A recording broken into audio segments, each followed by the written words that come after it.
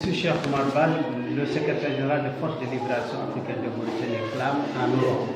Voilà. Donc c'est cette organisation qui est créée en 1983, créée pour d'abord alerter le monde sur la ségrégation raciale et l'esclavage en Mauritanie.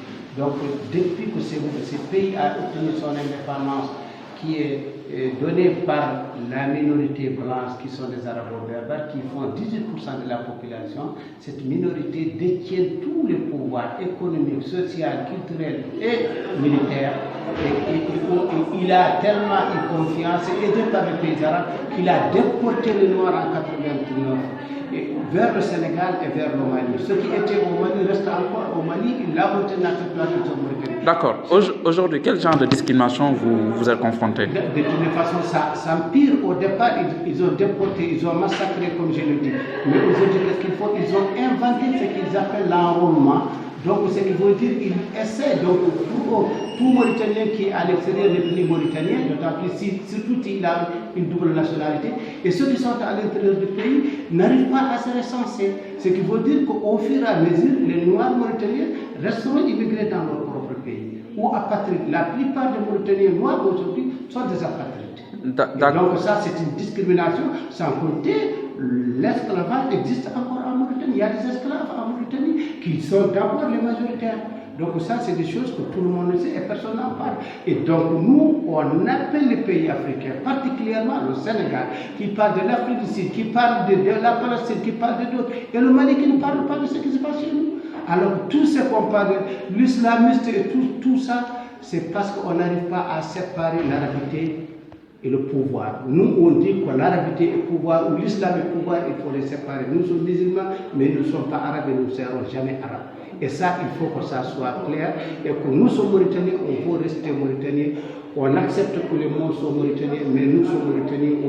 Aujourd'hui, on récupère nos terres qu'on vend aux agro-business arabes. Ou bien on récupère nos terres, on le donne aux morts blancs qui nous transforment des manœuvres. Donc nous, on refuse cette injustice. D'accord. Quels sont les moyens d'action que votre mouvement, FLAM, déploie pour que vous puissiez entrer dans vos droits? Il faut dire quand même que les FLAM ont suspendu la lutte armée, parce qu'on avait quand même fait la lutte armée. Mais notre moyen aujourd'hui, c'est la communication parce que heureusement qu'on a inventé l'informatique, on a des sites internet, parce que quand on a sorti notre manifeste en 1986, le gouvernement mauritanien a rédigé un contre-manifeste qu'il a distribué dans toutes les chancelleries du monde en taxant des racistes et de vouloir éliminer les morts. Il a fallu l'arrivée de l'Internet pour qu'on dépose ou on publie le vrai manifeste qu'on a publié qui dénonce l'injustice à Mauritanie. Donc d'abord les moyens de communication, c'est le seul qu'on a aujourd'hui, et les moyens politiques, les moyens relationnels. À part ça, on suspend encore la lutte armée, mais rien ne nous dira qu'on ne va pas y revenir, parce qu'on est Mauritanie, on doit rester dans notre pays, parce que le droit nous autorise d'utiliser tous les moyens pour retourner dans notre pays. J'espère pas, et je ne souhaite pas, qu'on reprenne les armes.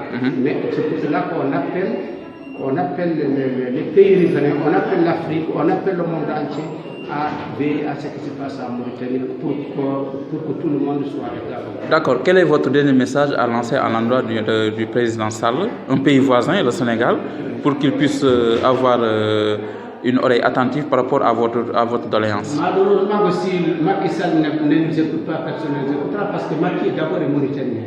Parce qu'une partie de ses terres ancestrales sont en Mauritanie, à Djoni. Il a une partie de sa famille là-bas. Macky, quand il était à l'opposition, on l'a suivi partout, on en a parlé, mais il ne parle pas aujourd'hui. Je ne sais pas ce qui se passe en douce, mais nous, notre grand malheur, ça je le dis, que depuis 5 mois, c'est lui qu'on dit réactionnaire est parti du Sénégal, personne ne parle de Noir Mauritanie. Mais le président Senghor était en grave. Chaque fois qu'on touchait le Noir Mauritanien, il parlait, il faisait parler. Mais ceux qui sont là aujourd'hui, ils taisent parce que la politique arabe ou l'argent arabe les fait taire. Donc Macky Sall aussi, depuis qu'il est au pouvoir, il n'a pas parlé de nos problèmes. Donc c'est ça que je dis. Donc il nous faut un Senghor au Sénégal.